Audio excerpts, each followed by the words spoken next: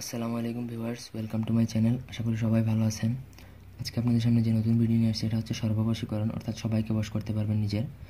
এই যে video title দেখে আশা করি সবাই বুঝতে পারছেন। তার আগে বলে রাখি, সবাই অবশ্যই আমার চ্যানেলটি সাবস্ক্রাইব করবেন, লাইক কমেন্ট শেয়ার করবেন। আর ব্যক্তিগত যদি কোনো কাজ করাতে চান তাহলে আমাদের সাথে যোগাযোগ করবেন 0190952232 অথবা 017491032114 নম্বরে।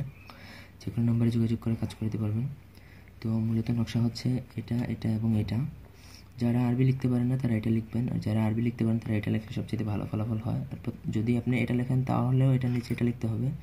যদি এই নকশাটা লিখেন তাহলে এটা নিচে এটা লিখতে হবে। মূলত এই নকশাটার বদলা এই নকশা দেওয়া হয়েছে, অর্থাৎ সংখ্যা দেওয়া হয়েছে। এটা হচ্ছে সূরা ইখলাসের নকশা।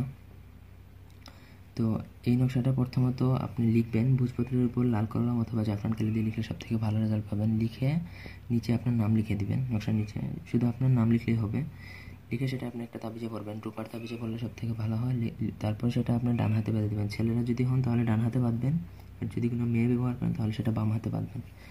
এই নকশাটা বাঁধেন যদি, তাহলে দেখবেন যে সূরা ইখলাসের এই নকশার গুণে আপনার প্রতি সবাই বশীভূত হবে, সবাই আপনার প্রতি আকৃষ্ট থাকবে, আপনার কথা শুনতে বাধ্য হবে এবং সর্ববশীকরণ অর্থাৎ সবাইকে সর্বজন বশীকরণের ক্ষেত্রে এই নকশাটা কাজ করবে।